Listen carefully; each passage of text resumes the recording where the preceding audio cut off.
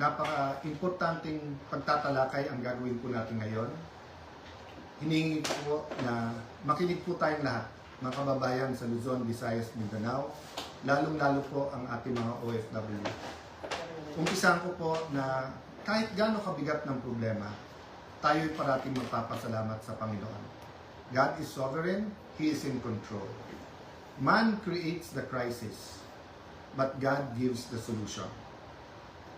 The last few weeks, there was a man-made crisis by the minority in cooperation with some people in the administration, by them trying to undermine the leadership of the Senate at pinapalabas na magulo ang Senado.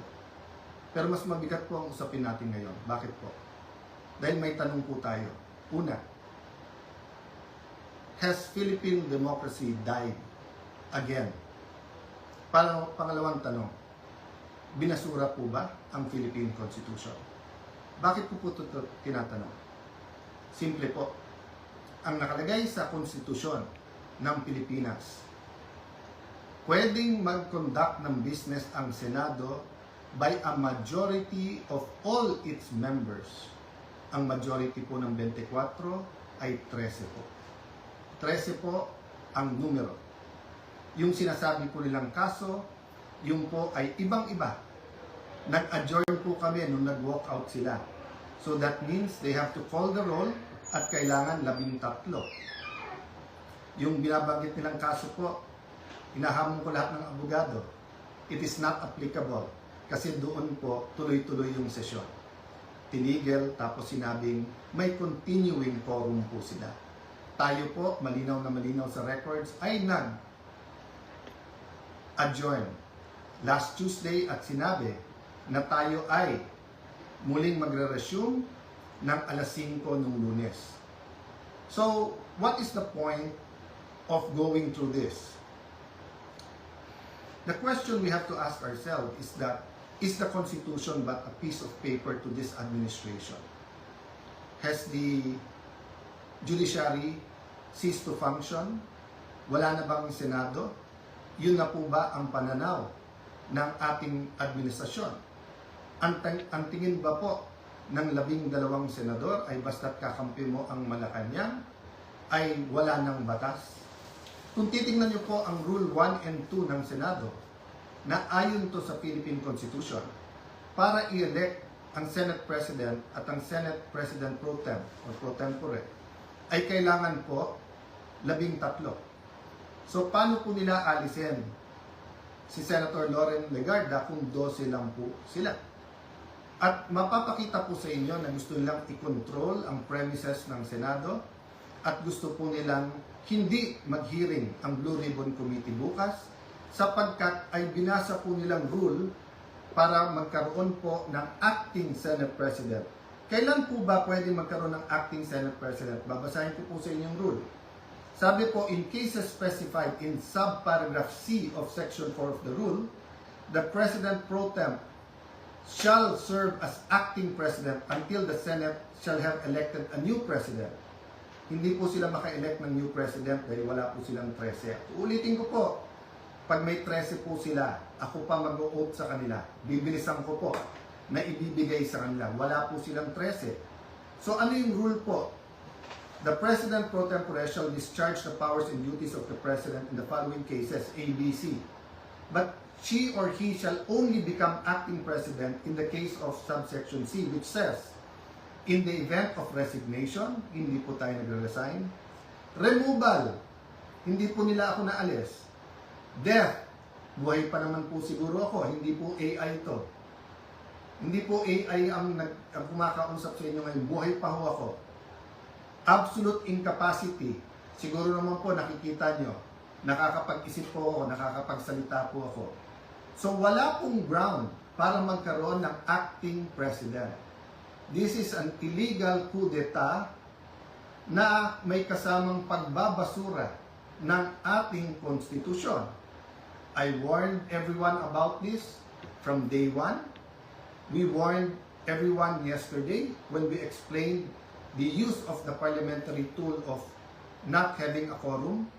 And kaninang tanghali, habang kausap ko po si Senator Marcoleta, I asked everyone, please pray. Kasi at that time, balita po namin na nag-step up sila sa pagsasabing wala na yung kaso nyo, sumama lang kayo or pumunta lang kayo ng session hall. I even got a text yesterday, pumunta lang daw ako or si Senator Loren para nga at least mag-open and close. Nangyayari po minsan yan, that's a longer story. Pero naramdaman ko na po kahapon na baka may isang dumating, so 12 plus 1 equals 13. So 12 pa rin po ngayon, ay pang-11 pa rin po. Dahil sa ating konstitusyon, sa ating rules of the Senate, kailangan pong 13. Hindi po kami nagpipilit sa kapangyarihan. I can go as Senate President, even as Senator anytime. Hindi po ba ako lang ang katangi-tangi sa mga matataas na opisyal na nung nangyari yung flood control scam ay nagsabi, ba't hindi na lang tayo lahat mag-resign? Bakit po ngayon, after asking me to resign yesterday, illegal po. Actually po, hindi nila ako tinanggal. Naglagay ng acting. Senator Win, Lucian, ingat kayo dyan. You're playing around with fire. This is not just about the Senate. This is about the Philippine Constitution. Mga kababayan, sabi nila, ginawa nila to kasi naipit ang trabaho. Wala naman po silang ginawa ngayon. Kung hindi baguhin ang mga committee para walang Blue Ribbon committee hearing bukas. Para hindi maimbitahan ang 18 Marines. Pinalitan nila ang presiding officer. Bakit po? Nagpakita po ba ako ng kahit anong partiality sa conduct or pag-usog ng impeachment court? Alam niyo po, madidelay po ang impeachment sapagkat pag pinalitan ang rules ay kailangan pa ho na magkaroon ng publication. So pati po ang ating mga arrangement ngayon magbabago. Bukod pa ho doon, pwede mag-motion for reconsideration kung legal. Ang problema, illegal po ang sesyon kanina. So this is their answer to the crisis they made. From May 11 till now, crisis after crisis, pinapasok yung NBI noong May 11, binaboy din tayo noong May 13, pagkatapos issue after issue, at ngayon naman po, instead of a simple adjournment sine die, kung saan meron tayong isang buwan na magtrabaho mga committee, pagkatapos uumpisa na natin ang impeachment, they're going to bring the Senate and the country into a political crisis. Ako'y nakikiusap sa lahat. Correct your mistakes. Wala namang problema because I issued an advisory kanina na nakasine die tayo. The country is already in economic crisis. Hindi lang nararamdaman to ng mga upper class. The world is in crisis because of what's happening in Israel, Iran, US, in what's happening with that conflict. Marami pong naghihirap na, mas maraming maghihirap pa. We need the impeachment to be fair and impartial. We need to investigate the flood control scam in a very impartial way that will be satisfactory to all our people. And we need a functioning Senate, an independent Senate. Huwag niyo po kaming alalahanin mga kababayan, okay po ako. They can try to remove me, they can kill me, but they will not kill the idea of a democratic Philippines led not by men, but by laws, led by the Philippine Constitution.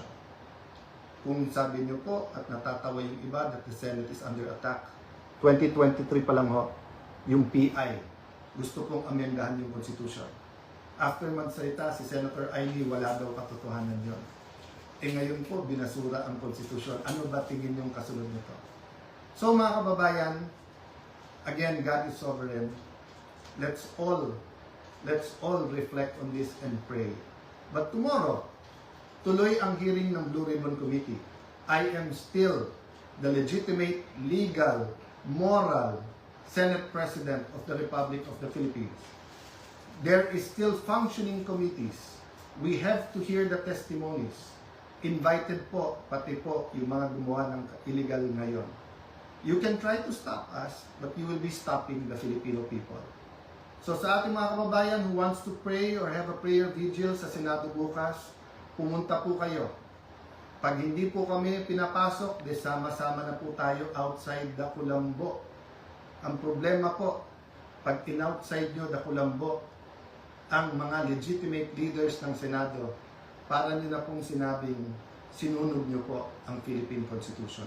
Sana naman po, tonight, makapag-isip-isip ang mga gumagawa nito. Again, sincerely po, we pray for all of our leaders and we tell everyone here, let's pray for our country and may God bless the Philippines.